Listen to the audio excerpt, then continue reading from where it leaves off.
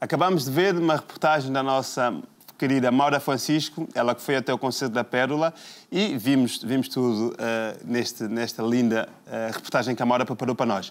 E a minha próxima convidada é uma grande fã da Pérola.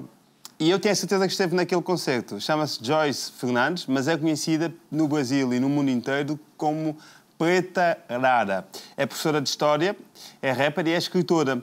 E é muito conhecida no Brasil pelo seu ativismo. E vai-nos contar um pouco da sua história a partir de agora. Olá, Joyce. Olá, Preta. Olá, tudo bem? Muito bem. Feliz de estar aqui. Muito, nós também, por receber-te aqui na nossa casa. Muito, muito bem-vinda aqui ao Bem-vindos. Preta, tu foste ao concerto da Pérola. Fui. Nossa, realizei o sonho, né? Era o sonho da vida, assim. Poder ir no show dela. Estamos aqui a ver a foto. Ai, as fotinhas. Como é que isso aconteceu? Como é que tiveste contacto com a música da Pérola? Sim, sim. Assim, olha, a minha paixão por Angola já é quase desde de criança, na época da escola. Nas aulas de geografia, história, quando eu descobri que Angola também falava português. Então, acho que foi a primeira ligação. E aí, quando eu tive acesso à internet, eu comecei a pesquisar os artistas. Então, lá para 2016, assim, eu comecei a pesquisar os artistas angolanos e me apaixonei. E aí, quando eu escutei a música da Pérola, a primeira música que eu escutei era uma participação dela com a Lisa James. E aí eu falei, uau, quem é essa mulher? E aí fui pesquisando, e aí tive essa dádiva e a sorte de poder ir no show dela, né? Através da Eva Rap Diva, que é uma outra cantora também que eu sou mega fã. E aí foi o melhor show, assim. E até eu costumo dizer, há uma certa... Não sei, tu melhor do que ninguém vais dizer se é verdade, se eu estou a dizer bobagem. Que há uma relação grande entre Angola e Brasil, não é? Nos ritmos, nas danças, na alegria do povo. Não sei se tu concordas com isso ou não. Sim, sim. Angola também é um berço, né? De tudo. E é uma das nossas referências também na música, na literatura. Então, somos países irmãos.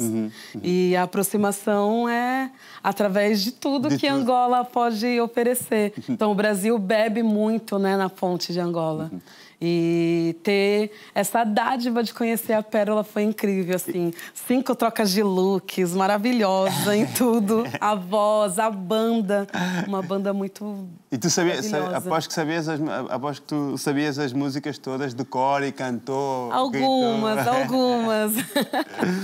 Mas, Preta, para quem nos está a ver em casa e de repente ligou agora a televisão e ficou maravilhado com este look incrível, com este cabelo incrível, este sorriso incrível, tudo incrível, e com este livro também incrível, mas que a gente já vai falar a seguir. Quem é, assim, para quem acabou de chegar na sua sala e ligou a televisão, quem é Preta Rara? Quem é esta mulher poderosa que está aqui à nossa frente? Bom, Preta Rara é uma mulher artista brasileira que tem o nome de Preta Rara para se autoafirmar. No meu país é necessário se autoafirmar. E que está na correria do dia a dia para não chegar sozinha nos espaços, enquanto mulheres pretas, né? Então, eu tô aí na resistência, levando a minha arte, aprendendo muito com outras mulheres pretas também. E aí eu me coloco no mundo como uma multiartista. Então, eu faço uma série de coisas ligadas à arte para sobreviver da arte, mas em busca de um dia poder viver da arte. Essa sou eu. Prazer. Carlos, prazer, aposentador aqui. Não, quando é que dá um momento de tu decidires que tinhas que usar o nome Preta assinando a tua arte? Quando é que é assim, esse momento? Quando é que chega até ti esse momento? Sim. Bom, minha mãe já me chamava assim, né? Minha mãe, numa época, ela não tinha essa questão de gênero, de saber que brincadeiras... meninas e meninos poderiam brincar de qualquer coisa. Então, ela me chamava de Pretinha Rara porque eu era menina e gostava de brincar de coisas que eram ditas de menino. Ou então, quando todo mundo estava brincando, eu queria ler, eu queria escrever. Então, veio esse nome, eu tirei dessa época da minha vida. E aí, eu ressignifiquei para dizer que todas as mulheres pretas são raras, porque estão aí, né? Porque estão aí na sobrevivência, na existência, mesmo através das dores a gente resiste e existe. Então eu ressignifiquei esse nome, que eu vejo que aqui em Portugal causa um estranhamento, né? Porque isto é uma questão, é um debate que vamos tendo às vezes, falando desta questão da cor, da raça. De ser preta, preto, o Brasil está muito mais à frente já nessas questões, a debater estas questões já. Portanto, já é possível no Brasil tu usares isso para te afirmar. Entendo. Né? E aqui ainda não, aqui é bater de frente, aqui ainda há assim, acredito, não é? Porque estranhamento. Sim, porque aqui em Portugal há quem usa a preta e o preto com maldade. Tal como no Brasil também, se calhar, há quem usa, né? Com maldade. A questão do preto, da preta, para rebaixar, né? Para diminuir. E não sei se é isso que também que te... Porque eu sei que isso também é uma realidade no Brasil, apesar de estarem muito mais à frente, já terem debatido já isso, terem desconstruído já muitas coisas. Se também foi isso que te fez usar preta como símbolo de afirmação. Sim, exato. Para se reafirmar mesmo, né? É claro que eu sou uma mulher preta retinta, então não passei por aquelas questões que as pessoas negras, que as pessoas pretas mais claras passam, né? Ah, você não é tão preta, ah, você não é preta, você é moreninha. Isso não aconteceu comigo porque eu sou uma preta retinta. Mas eu utilizo o nome de preta como uma reafirmação de quem eu sou mesmo. E para gerar esse incômodo, porque eu acredito que através do incômodo a gente consegue obter mudanças, né? Então aqui em Portugal tá rolando isso, as pessoas se incomodam. Exato. E aí eu explico o porquê. Aí a pessoa, uau! E aí para e fica ali refletindo. Ou como diz no Brasil, a gente vai construindo vários triplex na cabeça da pessoa. E ela vai se organizando aí no caminho. Aqui ainda essa construção ainda está a ser feita aos poucos. Sim. Preta, tu és professora também. Exato. E, aliás, eu sei que tu chegavas a usar, voltando aqui à tua relação com a Pérola, chegavas a usar as músicas da Pérola nas tuas aulas. Muitas, porque era isso. Lá no Brasil a gente está nessa busca também, né? Da representatividade. Então, assim, eu apresentava os artistas pretos, brasileiros, mas eu queria mostrar que em África também existiam cantores que cantavam outros ritmos. Então, que existia uma cantora que cantava música pop em África e eles não conheciam. Então, assim, eu lembro que eu peguei até comerciais também de publicidade que passa na Angola, aqui no Brasil. A gente ainda, agora que estamos encaminhando, assim, para ter pessoas pretas nesse lugar também. E aí, em Angola, eu via que era comum comercial de um leite, comercial de uma roupa, ter pessoas pretas. Então, eu utilizava na escola, nas minhas aulas. Omboio, Só Se Eu For Doida para falar sobre a violência doméstica. Então... E isso é um tema que tu tratas nas tuas palestras de ativismo, esta questão da representatividade, esta questão do lugar de pertença. São temas que tu também abordas nas tuas questões e abordas nas tuas aulas? Sim. Falo muito sobre essa questão de que nós temos que existir em todos os espaços e lugares, né? Por muito tempo no Brasil sempre foi dito que a gente não podia acessar alguns espaços, ainda é assim. Então, eu tive esse, vamos dizer, esse cercamento, assim, tipo, aqui você pode, aqui você não pode, quando eu era trabalhadora doméstica. Então, eu trato toda dessa minha experiência de vida para falar com outras mulheres. E aí, por isso que vem dando certo, porque as pessoas se identificam, né? Então, assim, tudo que eu vivenciei, eu não pesquisei. É minha história de vida. Eu vivenciei isso. Então, é diferente de uma pessoa que pega para escrever sobre determinado tema a partir da distância, né? Estou vendo essa caneca e sei que é uma caneca. E diferente de eu pegar ela para mim, não. Sim. Ela é minha. Então, eu sou uma minha caneca. História. Exato. E isto leva-nos aqui para o livro Eu, Empregada Doméstica. A Senzala Moderna é o quartinho da empregada. Tu foste... esta questão da doméstica é uma questão... é uma questão, ponto, não é? Porque as mulheres pretas são muitas vezes deslocadas, empurradas para esse mundo, não é? Da empregada doméstica, da doméstica, como que quase parece que algumas já nascem com esse destino traçado, Sim, não é? exato. Tu passaste também por isso, não é? Exatamente. Foste uma mulher, uma empregada doméstica. Exatamente. Sim, no Brasil, eu e outras mulheres pretas que pesquisam sobre o tema, né? Nós falamos que o trabalho doméstico ele é como se fosse hereditário para as mulheres pretas. Então, assim, a minha avó foi trabalhadora doméstica, a minha mãe foi trabalhadora doméstica e eu também fui.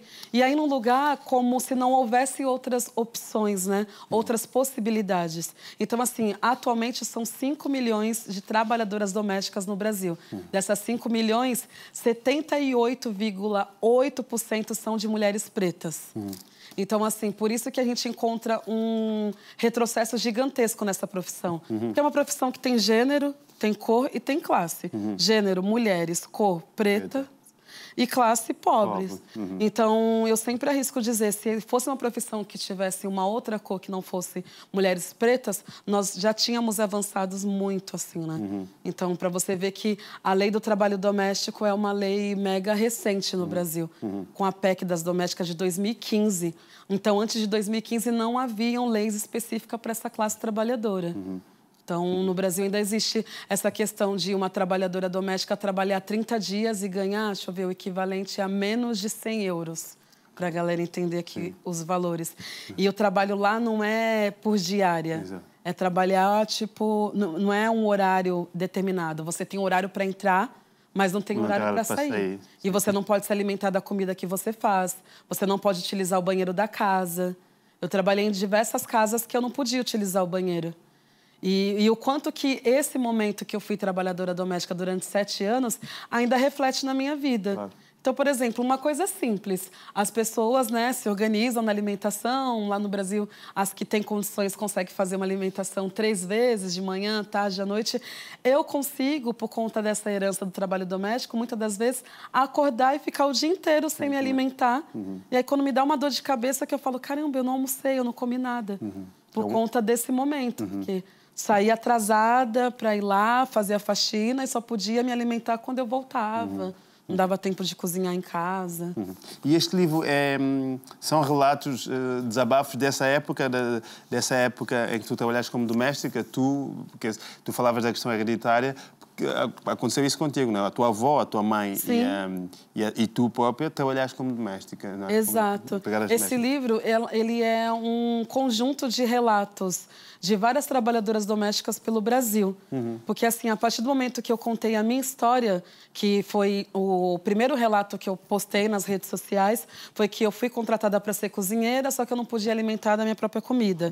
E aí eu levei a minha, não sei como chama aqui, mas levei meu postinho de comida, minha marmita. Aqui, marmita também. Levei minha marmita e uma amiga da minha patroa viu eu comendo no pote e achou um absurdo. E aí foi conversar com a amiga dela. Olha, sua funcionária comendo no poste. Aí a minha patroa me mandou embora, porque ela falou que eu estava envergonhando ela. Ou seja, eu não podia me alimentar do que eu fazia na casa, mas também não podia levar minha marmita. E aí foi esse relato que viralizou nas redes sociais. E aí foi muito louco, assim, porque primeiro viralizou fora do Brasil, né? E aí eu dei entrevista para DW, para CNN, para várias TVs, assim. Aí, depois de uma semana que o Brasil falou, nossa, quem é essa brasileira que está falando sobre isso? Ah, isso ainda acontece no Brasil? E aí que a gente levantou, que eu falo que eu levantei o tapete da família tradicional brasileira e tiramos toda a podridão que ali tem. Mas eu sempre falo que eu não fui a primeira, não fui a precursora de falar sobre essas questões. Já existem várias mulheres pretas que já falavam, abordavam esse tema. Como a Benedita da Silva, né? Que é a nossa atual deputada federal, que eu tive a audácia e a honra de convidar e ela aceitar, ela que escreveu a orelha do livro. Ela foi trabalhadora doméstica também e foi uma mulher grande responsável pela criação da PEC das domésticas. E esse relato que tu tiveste, que despertou interesse, esse desabafo que tu tiveste na internet, que despertou interesse de várias televisões e de uma grande parte das mulheres domésticas brasileiras e mesmo do Brasil em si, foi isso que depois colocou-te no holofote, no spotlight, que trouxe essa visibilidade toda para ti? Foi esse desabafo? Não, parte sim. Parte Antes já o meu trabalho na música, né? Canto rap, minhas músicas, o meu ativismo nas redes também me levou a esse lugar. Então, assim, eu penso que foi uma junção das coisas. Eu tive essa abertura na mídia por ser quem eu já era, mas é claro que teve um boom, né? A gente chama de um boom maior, assim, quando eu trouxe essa parte da minha história que as pessoas não conheciam. Porque, assim, eu ainda não tinha falado nas redes sociais que eu já tinha sido trabalhadora doméstica. Sim. As violências foram tantas que eu já tinha naturalizado. E aí eu só parei para poder revisitar esse lugar uma vez que eu estava de férias, né? Já era professora, estava de férias e lembrei. Aí que eu falei, nossa, mas eu passei por isso é violência. E aí eu resolvi colocar na internet para ver se outras pessoas já tinham passado por isso no passado. Porque isso foi em 2016, então assim, não, desculpa, 2017. E aí, nessa época, 2017, não existia mais nenhuma trabalhadora doméstica na minha família. Eu fui a última, então eu não tinha mais contatos. E, para minha surpresa, não, a galera falava, não, Preta Rara, hoje eu não pude utilizar o banheiro. Hoje eu não pude me alimentar. Então, foi esse... E tu tiveste, então, fizeste uma... Como é que foi a recolha desses desabafos para resultar nesse livro? Sim, foi através dos relatos na internet. Eu criei uma página, de um dia para o outro deu 45 mil seguidores, aí no outro 100, foi aumentando. E aí, para o livro, eu fiquei pensando, eu pesquiso redes sociais e sei que as redes sociais elas têm um prazo aí de validade de 10 anos, né? No Brasil, teve várias outras antes dessas atuais. Sim. E aí, eu falei, se essa rede social deixar de existir, os relatos vão sumir. E aí que vem o lado da historiadora, né? Não, preciso registrar essa história num livro. Então, esses relatos que estão no livro são relatos inéditos que eu não postei na página. Essa é a página do Instagram, né? Do projeto, né? Eu, Empregada Doméstica. Exato, e tem a página do Facebook também. E como é que o Brasil recebeu este livro? E como é que o mundo está a receber este livro? Sim. O Brasil recebeu esse livro de uma forma bem no lugar do incômodo mesmo, né? Então, assim, houve uma revolução com relação ao trabalho doméstico, aos incômodos. Mas também, por outro lado, eu recebi, em alguns lugares que eu lancei o livro, eu recebi relatos de patroas falando que na vida delas também foi hereditário ser patroa. De que forma? A mãe era, a avó era, e ensinaram para ela que ela não poderia dar moleza para a trabalhadora doméstica, que ela tinha que tratar daquela forma, que através do livro ela falou assim, nossa, eu estou praticando violência. E aí algumas repensaram e falaram que mudaram, né? Mas como eu não estou na casa delas, não dá para saber se é real, né? Vamos confiar que sim, né? Sim. Então o livro também acaba por ter esse papel de desconstruir, né? Algumas dessas ideias e desses preconceitos já enraizados, já... Então, chamar atenção para essa profissão tão existente, né? E são mulheres trabalhadoras que organizaram o país, sabe? Sim. Essas trabalhadoras que estão aí construindo mulheres dentistas, artistas, advogadas, advogados. Então, e vimos são na mulheres... altura do Covid, muitas vezes, tinham que ir trabalhar na mesma, né? Sim, cara, a sofrer e sem... Exato, a primeira vítima do Covid do Brasil foi uma trabalhadora doméstica no Rio de Janeiro. Porque os patrões falaram que era mais seguro para ela ficar na casa com eles e abandonar a família dela. Só que eles chegaram de outro país com Covid. E aí ela faleceu e é isso que acontece. Ela faleceu, provavelmente outra pessoa ocupou o lugar dela e vida que segue, sabe? Como se fossem vidas descartáveis. Poeta, o livro vai ser apresentado cá em Portugal? Sim. Dia 5 de julho? Dia 5, na Casa Brasil. Na Casa Brasil. Feliz, entusiasmada?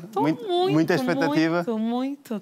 Cara, tipo assim, sair da periferia de São Paulo, sabe? Tipo, eu tô em outro lugar, do outro lado do oceano e ser reconhecida na rua. Muitas pessoas conhecem meu trabalho e as que não conhecem, eu tô também conhecendo pessoas. Então, eu tô muito feliz com essa possibilidade. Nós estamos quase já a chegar ao fim, falámos aqui de algumas coisas, falta a parte da música.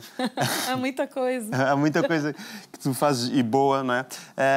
Tu fazes rap também e em todas as tuas áreas tu tens esta preocupação de falar sempre do lugar de onde tu vens né? E da forma como tu foste chegando até aqui, não é? Sim, sim. Então, eu penso que é porque eu já fui tão silenciada dentro de uma outra religião que eu vivenciava, dentro do espaço de trabalho.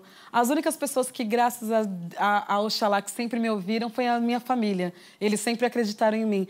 Então, eu tenho essa necessidade de realmente falar, de contar a minha história, porque eu acredito que parte da minha história tem a minha história individual, mas que acaba dialogando com um coletivo, que outras mulheres já vivenciaram também. E aí, é claro que isso acaba fica muito explícito nas minhas músicas, nas minhas artes, na minha roupa também, saca? Colocar esse cabelo aqui não é por acaso. É legal, é bonito, minha cor preferida. Mas eu gosto de gerar incômodo. Eu tenho uma websérie chamada Nossa Voz Ecoa. E aí um dos episódios é um termo que eu criei, que é a geração incômodo. Que é isso, são essas pessoas que geram incômodo porque não abaixam a cabeça quando acontece alguma coisa errada, que reivindicam, que falam, que foram silenciadas durante muito tempo e que tem muitas coisas para falar. Então eu sou da pessoa que, tipo, fale. Não importa de que forma, se é errado. O que é errado, né? Aí a gente entra numa outra discussão. e tu procura... E a tua música... Tu usas a música para isso também, não é? Para isso também. Seja na música, seja nas tuas aulas de história, seja na internet, seja com este livro. Esta é a Poeta Arara, não é? Isso. É alguém que quer... É o bloco pesadão, bem bonita. Não, eu não diria melhor. Mas é alguém que inspira, que quer inspirar o mundo, é isso? Podemos dizer isso? Ou essa não é uma preocupação da Poeta Arara? Cara, não sei. A minha preocupação é dividir a minha história com outras pessoas e fazer com que as pessoas falem sobre a sua história, registre. É importante também a gente ter o registro de quem nós somos, né? O registro familiar. Então, não sei se eu sou a pessoa que vai influenciar. Sim, senhora. Mas estou aí fazendo o meu trabalho, fazendo o que me deixa feliz. Tipo, eu sou uma pessoa assim que eu sei aonde eu vou chegar e eu já sabia que essas coisas iriam acontecer.